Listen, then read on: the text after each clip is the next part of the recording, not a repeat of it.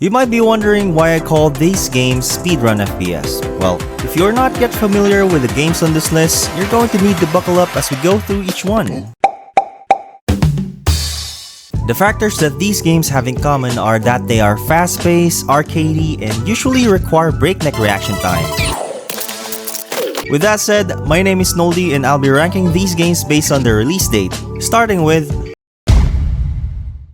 Hi Hell, released in October 2017 by the developers of Heavy Bullets and Enter the Gungeon. This arcadey, neon-filled FPS features a low-poly cel-shaded aesthetic. It's very short, you can finish it in one sitting, but it's fairly replayable.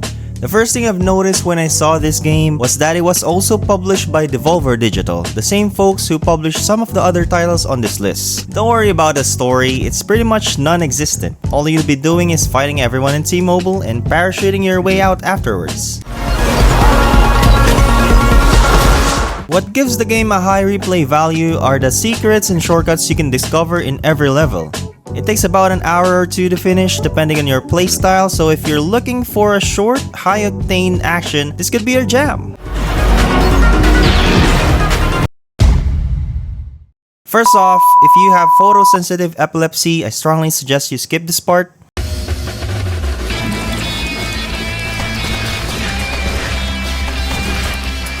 Okay, you might be wondering, but no, you're not high. This is just how the game looks. How high are you? How are you? In this psychedelic roguelike shooter, you're required to shoot everything in sight while navigating through maze-like levels. The HUD is very simplistic with your health bar represented by the liquid inside the idol you're holding. It's also very short, but what makes this one replayable is that the levels are procedurally generated. This was released back in 2020 and has an overwhelmingly positive rating on Steam. I mean, it's that good, so try it out.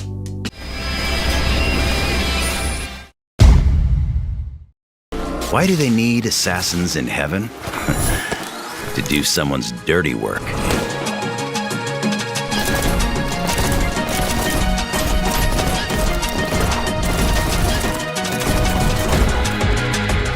You might have heard of this game already, and for all the right reasons. In fact, it's the reason why I created this video in the first place. You know, for those like me who are looking for the game similar to it. Unlike most games on this list, this stylish speedrunning shooter doesn't have a visible gun. Instead, your weapons are soul cards, each with unique movement abilities. Some of you might think, oh, that sounds lame. Like I did when I first saw the trailer, but then I tried it and it totally ruined me. When it comes to speedrunning, this game is no joke. There are tons of ways to navigate each level, which almost makes it feel like a puzzle platformer at times. You play as Neon White, a demon slayer trying to redeem himself and earn a permanent place in heaven after dying from a mysterious mission. You'll also meet characters who are supposed to be your friends from past life, like Neon Yellow, Violet, Red, and Blue. Oh, sorry. There's even a dating sim aspect to the gameplay, which gives you extra character dialogues and side quests. If that sounds interesting to you, then yeah, go for it. Fun fact, the main character Neon White is voiced by Steve Blum, the same guy who voices Brimstone in Valorant.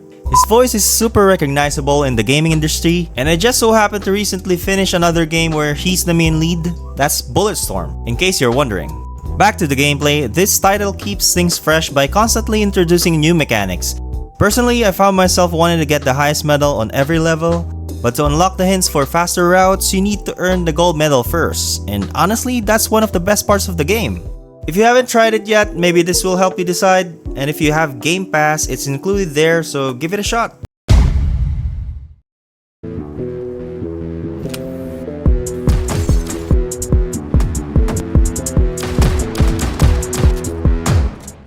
Released back in August of 2022, Force Reboot forces you, pun intended, to move as fast as you can through every room because your health is literally a timer. You avoid death by killing enemies and making sure you have enough time to reach the next room. It's still currently in early access and is being developed by a solo dev. According to the description, it's inspired by Post Void and Ultra Kill, and you can definitely see it. Fast-paced shooting, the awesome movement mechanics, and the retro-style graphics all scream those influences. The developer's name is In404, and I actually covered one of their other games, Kletka, which is a Lethal Company-like title. By the way, for just $3, this game is more than worth it.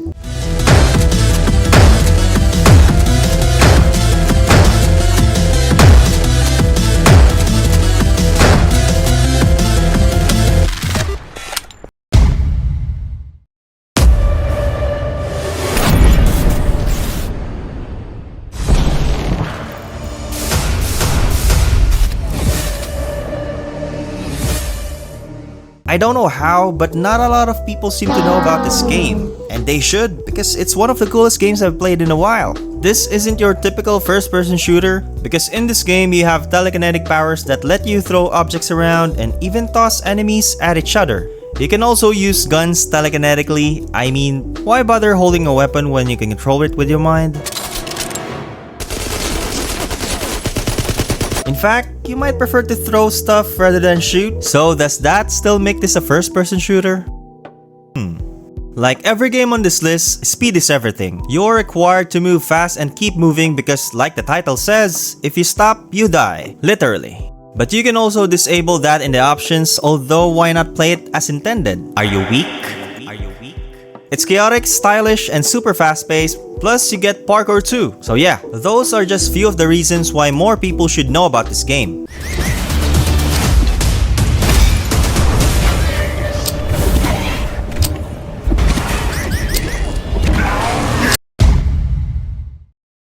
Sir, initializing our live stream show.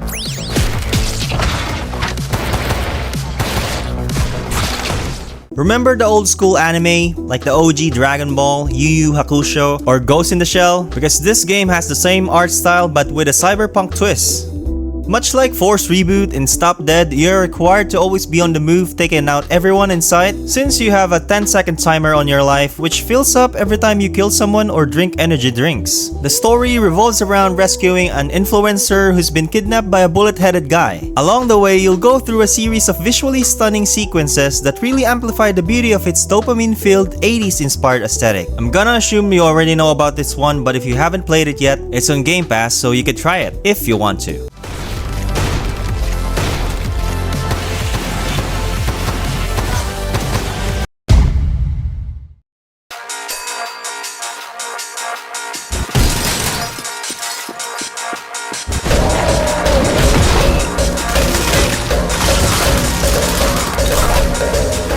You get to kick everyone in the face with your shoe collection in this goofy over-the-top shooter. The gameplay is very straightforward, but what makes it fresh every time are the shoes you'll get throughout different levels, which have game-changing perks, like shoes that make everything float, or let you do a barrage of kicks.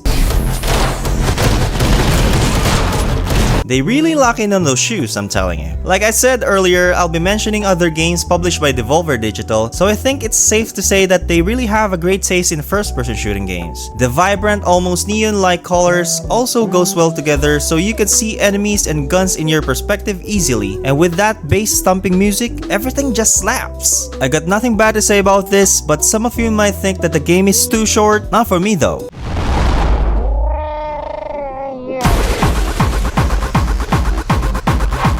If you've come this far, I really appreciate it, and as a small-time creator, any help to grow this channel means a lot. Whatever it is, if you like, comment, or sub, thank you, okay? Salamat.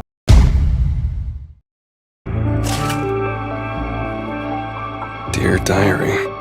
Turns out I'm still good, doing a lot of bad things. Next up might be one of the best in this genre, giving us a thrilling revenge arc of our protagonist, Secret Agent Harding. Harding is basically an expendable killing machine made by the government to cover their tracks, and after multiple one last missions, and deciding to live a peaceful, quiet life, Harding finally said no, and that's where the story revolves. Now that the government is trying to dispose of him, it's also trying to return the favor by brutally murdering every man they try to send in the most creative ways. The comic book art style and the Max Payne-ish monologues really sets the game apart, having its own close to a noir film approach mixed with great action sequences. Apart from the simple but satisfying story, the gameplay also has its own flair, giving gamers a lot of options on how to execute every mission to also get the highest score in the leaderboard. By the way, this was also developed by the same guys who made El Paso Elsewhere, which is a more supernatural themed Max Payne, complete with the signature bullet time.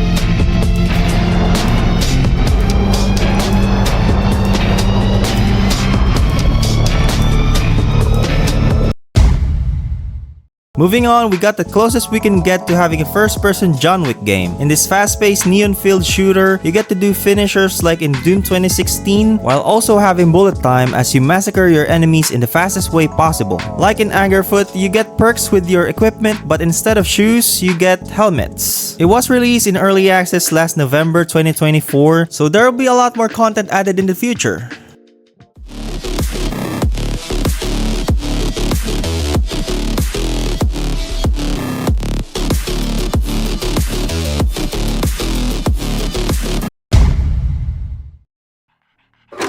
Do you want to do some violent crimes? Created by another solo dev, we got a retro roguelike shooter. Same as Mullet Madjack, Stop Dead, and Force Reboot, you need to be on the run at all times to avoid death. It's brutal, has dark humor, and the gunplay is very crisp. Resources are very limited, so you need to save and stack bullets for your choice of gun, plus soda cans you can use either for your health or to choose a perk at the end of every level. It's fun, it's also short, but it's worth it.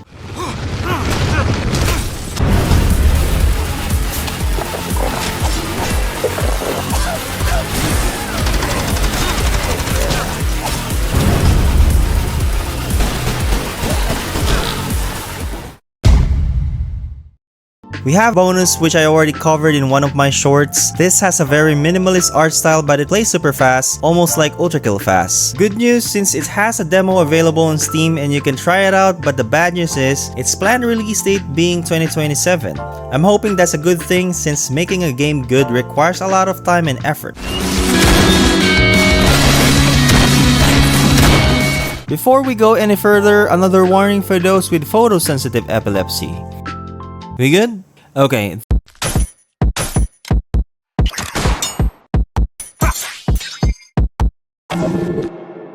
This one is oozing with style when it comes to the gameplay and art direction. It has this hypnotic psychedelic look of post-void with a very low bit graphics, but it works well and runs smooth like butter. Like most games on this list, it also requires fast reaction time. It's brutally fast-paced, like everyone dies with one hit. That goes the same for you. I also like the way the hallways generate right in front of your eyes, but the art style can be subjective. So if you can go past through its minimalist graphics, you'll have tons of fun playing this, like I did.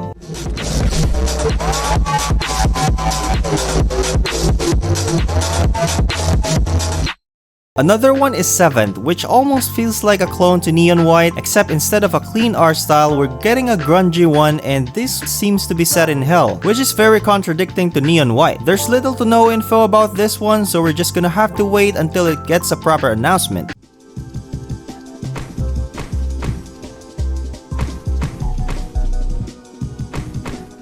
Last but not the least, we got Jet Runner, and I kid you not, this is basically the cel-shaded futuristic version of Neon White. Like Neon White, it's also a parkour-heavy first-person shooter that allows players to be creative when it comes to creating their own paths. From what I've got from the demo, it might even be harder than Neon White, since maneuvering your player requires split-second decision-making with its weighty feel, unlike in Neon White where it's a bit floaty. Even though the graphics look like it's from the first Borderlands, that didn't bother me at all, and I'm excited for what the game will be once it's out.